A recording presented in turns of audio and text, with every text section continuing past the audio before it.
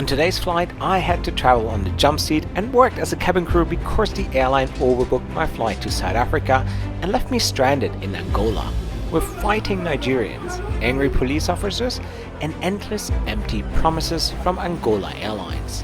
When I finally boarded the plane, I had to disembark it 5 minutes later because it was broken and I found myself once again stranded inside the airport. The attack Angola Airlines drama continues. Plane has a technical issue, we're back in the terminal. So join me today on a journey of endless incompetence, unexpected superheroes, and me earning my cabin crew badges. He best. I'm a crew member.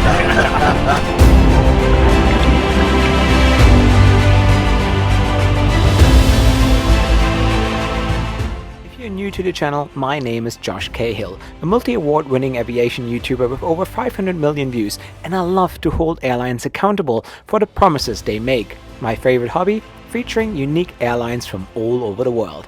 I organized Afghanistan's first all-female flight, and I'm also proudly banned from Qatar Airways. So guys, it's the 1st of February. I'm here at the airport in Luanda. I have no flight, as I was promised. For 4 days, they were telling me that they're sorting out my flight to Cape Town, and this morning they tell me the flight is overbooked. That will cause a lot of damage because I have flights booked from Cape Town to Johannesburg and from Johannesburg to the Seychelles and from the Seychelles to Emirates. So it would be a few $1,000s that I'd lose in confirmed tickets as well as hotel accommodation.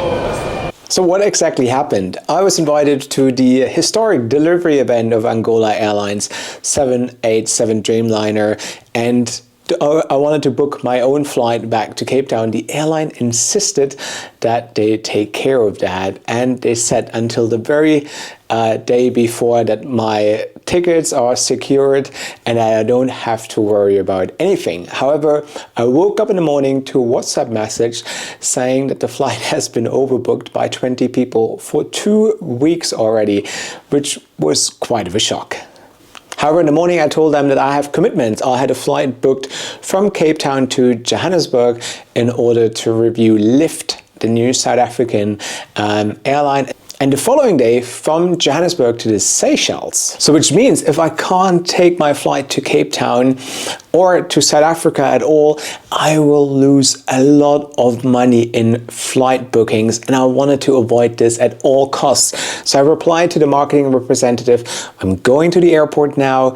You got to figure that out. You promised me, get me on the flight, whatever it is, put me in the cargo hold, jump seat, or whatever you have, but I cannot, under any circumstances, miss that flight because that will be a very costly affair. It's lunchtime now. I'm still at the airport, not knowing whether I'm going anywhere today. Johannesburg flight just boarded. I was boarding and I'm still here, no ticket, not knowing what's going on. Such a disaster, like massive disaster. It's just like really bad. So once I arrived at the airport, I didn't hear anything from anyone. They tried to sort something out. Communication was very poor. So I was sitting there not knowing what to do. And obviously, I wasn't the only one that was affected by all this mismanagement. So literally, the flight to Cape Town was overbooked by 20 passengers. I mean, which airline does something like that? I hear it's common in the industry to overbook it by 4 or 5 seats because there's always no shows. But 20 passengers, that was quite intense.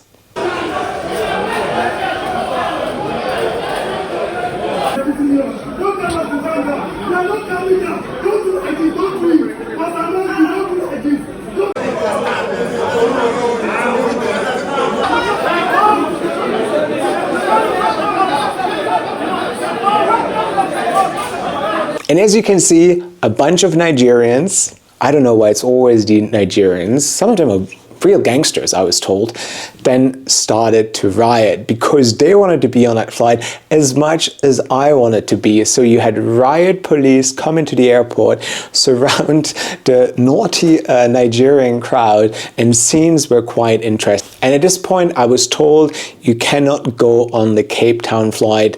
All seats are taken. We have to figure out something else. And that was the point when they completely disappeared. No communication anymore from TAC Angola. I was literally there, stranded, and I had no idea how to get to South Africa. And I really needed to be there because I couldn't miss my flight to the Seychelles under any circumstance. If I can't make it to Cape Town, alternatively, I have to get to Johannesburg. So I took my phone and I booked a flight on Ethiopian Airlines via Addis to Johannesburg. I would arrive there at 3 a.m. in the morning. I have an onward flight then at 10 a.m. and that was the only scenario that was working for me. So yeah, I booked this flight because I didn't hear anything from TAC Angola anymore. Can you imagine? They invite me to an event. They promise me that they take care of my flights and then they absolutely disappear. And this is when the first hero came into the frame. It was a TAC Angola 737 pilot who watches my videos. He's a subscriber and he saw me at the gate, slightly frustrated and almost surrendering to my destiny. And he came to me and he asked, "Josh, what's wrong?" And I said, well, I was supposed to fly to Cape Town. However, this flight is overbooked. They can't even offer me a jump seat. Here I am stuck. Nobody from TAC Angola is talking to anymore. I don't know what to do. So I'm going to book that flight on Ethiopian Airlines. However, he was really well connected and he tried to sort something out. He picked up his phone, though he was flying an entire night shift and he was just there to drop his wife because she was on a flight to Cape Town. He was absolutely exhausted, but he thought it was the decent thing to do.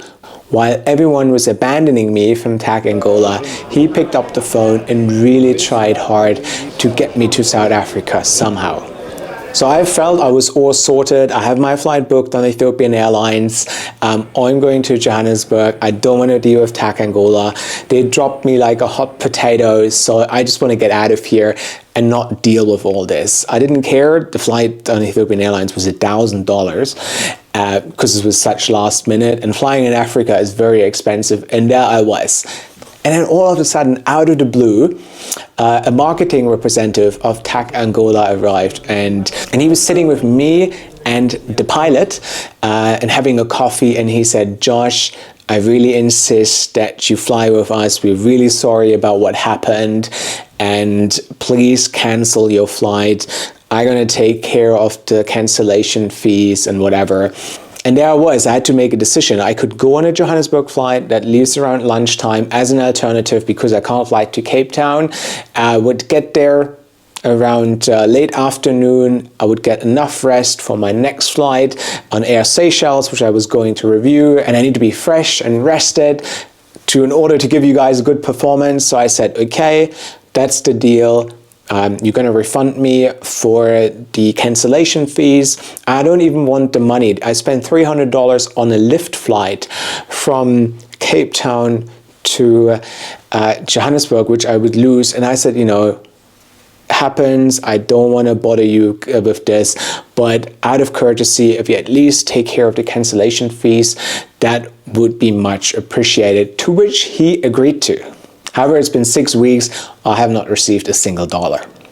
And there we were then. I was sitting again once at the gate. They were trying to sort everything out. They had to get permission from the pilot of the Johannesburg flight because obviously the Johannesburg flight was also overbooked by 15 people. But he said, I'm going to talk to the pilot and I get you on a jump seat and we get you to Johannesburg. And I could already see at the boarding, Johannesburg is boarding, and he was still trying to sort it out to get me a ticket. I don't know what the issue was, and I was sitting there and I said, I should have taken that flight on Ethiopian Airlines. This is gonna get very tight. I have no idea whether I can make it on the flight or not. So literally last minute he showed up. He said, we have to rush to the gate. We have to get you on board. You have to take that flight. Obviously there were a few obstacles in between because I had a manual written boarding pass. However, then I finally made it on the airplane and I was like, yes, I am going to Johannesburg. É a mesma coisa, tudo gosto. Mano, a gente sim.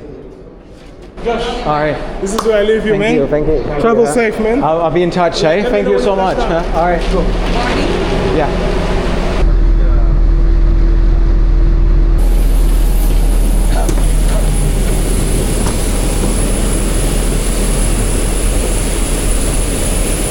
But if things go wrong, they go wrong. And there I was on the plane for a good 5 minutes after the captain made an announcement and said, due to technical issue, we won't be able to fly. Everybody has to disembark, get off the plane, back to the terminal, and there I was once again stranded at the airport. And I was like, damn, am I ever going to leave this country? Is this going to continue? A bad streak of bad luck. So attack Angola Airlines drama continues. Plane has a technical issue, we're back in the terminal. However, after an hour, there was an announcement again, boarding. We're boarding Johannesburg again, got on the bus, boarded the plane. I went to the very back. There was also new crew because the previous crew already reached their maximum duty hours, and there we were, finally trying to get airborne. So a question that I get quite frequently is, now especially flying to South Africa, the day after to the Seychelles, how do you stay connected, Josh? It's quite easy. I use eSIMs from Airline, which allows me to download a digital SIM straight to my phone. So the second I touch down in South Africa, I am connected. The following day, as soon as I land in the Seychelles, I am connected. It's quite simple. You type in one of the 200 plus countries you travel to, pick a package and download the eSIM right onto your phone.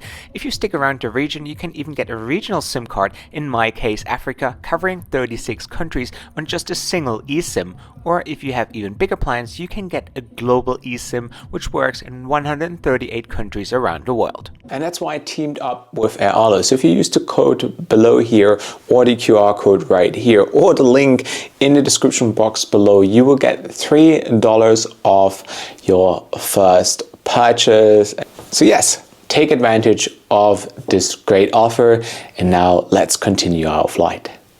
However, the situation was that I was sitting in the back galley with 2 crew members, and I'm just not the kind of person who can just sit there and watch other people work.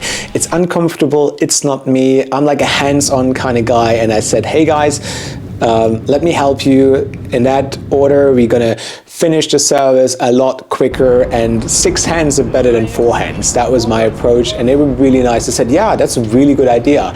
So there I went, getting the food out of the oven, placing it on the trays, helping them with anything that was required. And it was actually real fun, you know, it was really, really cool. I really enjoyed it. They were really nice crew members. Actually, that's the kind of crew members that should be flying on the Airbus 220. You probably saw my video from last week, what a disaster crew it was that obviously got their jobs because of connections and not because of their skills. And those 2 boys were absolutely incredible, absolute amazing brand ambassadors. And I really hope if someone from TAC Angola is watching, those 2 boys, they really deserve an award. They have been incredible, they have been friendly, they've been working so hard and so passionate with a smile on their face, and it was really great to see their passion and that they made me part of the team. I felt so included, which was a beautiful, beautiful experience. You know, I always have a really big mouth. I always judge the crew on their performance based on my experience as a passengers, but it was finally time, and it was really nice to work as a crew myself, and I really enjoyed it. And obviously after having flown 220 plus airlines and observing them and watching them, so I knew a little bit how to do this and that, and I think I was actually a great help. So will I be a good cabin crew? Yes. Did I pass it? Yes. Give me my badges.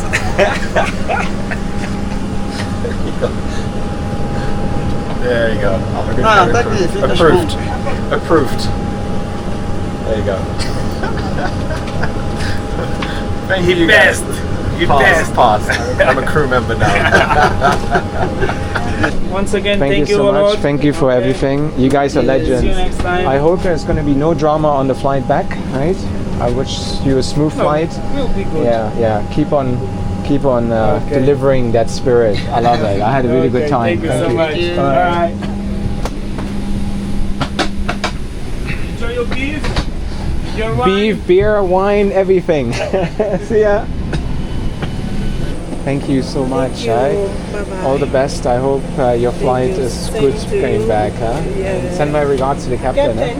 Thanks for saving my life. See you guys. Have a safe trip back. Bye, thank you.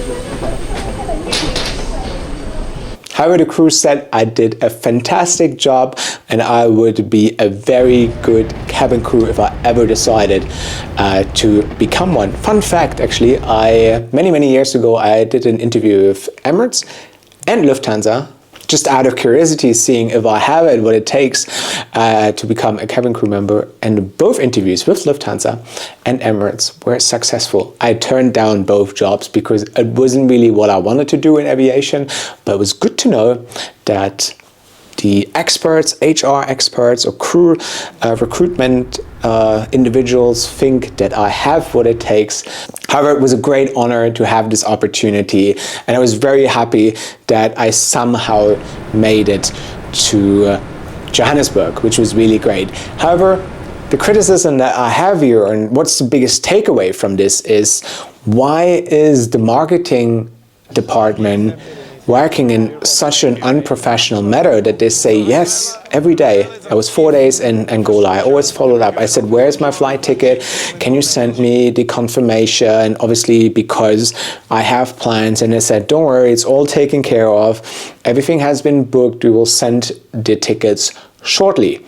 And then when I got that voice message in the morning saying that the flight has been overbooked for 20 days already, they were knowingly lying to me for 4 days straight. I don't know how they function, I don't know how they operate and what thought process they have in their head, thinking we kind of get away with it, or we don't really care about him, or he was here, he did the video on the 787, now we're just going to dump him and see what happens. So that was like really highly unprofessional. But also to the pilot that was there on the scene with me, thank you so much for looking after me after a long night shift, a long flight to Mozambique from what I remember, and then really like sitting there and taking care of me and trying everything possible in your power to help me out in that situation and not just abandon them somewhere outside and leave them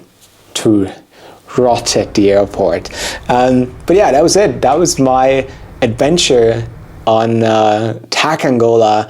I talked about their shortcomings on the flight in terms of safety issues, in terms of their crew performance. Now I think this is a bigger issue with their marketing and event kind of department. Why would they let something like this happen? And I really hope that this video once again serves as a case study for you guys to really think whether you want to invite someone to an event showing your product, your new flagship, to millions of people and then just like leave them at the airport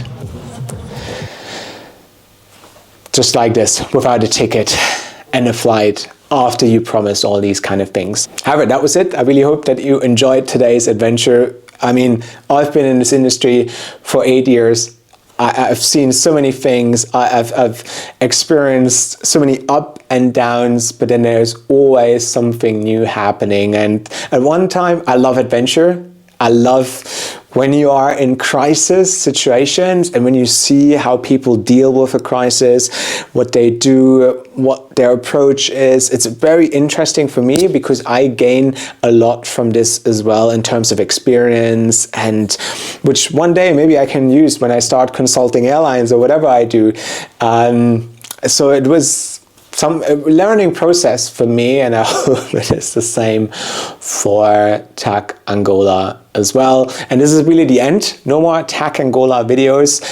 Maybe we're gonna go check on them next year again, or whenever their Dreamliner is in service and the new airport is properly running. Then we're gonna see whether they take the feedback that I've been giving them or not. But yeah, hope to see you guys next week again when I fly again somewhere on some airline. This is it from my side. Bye.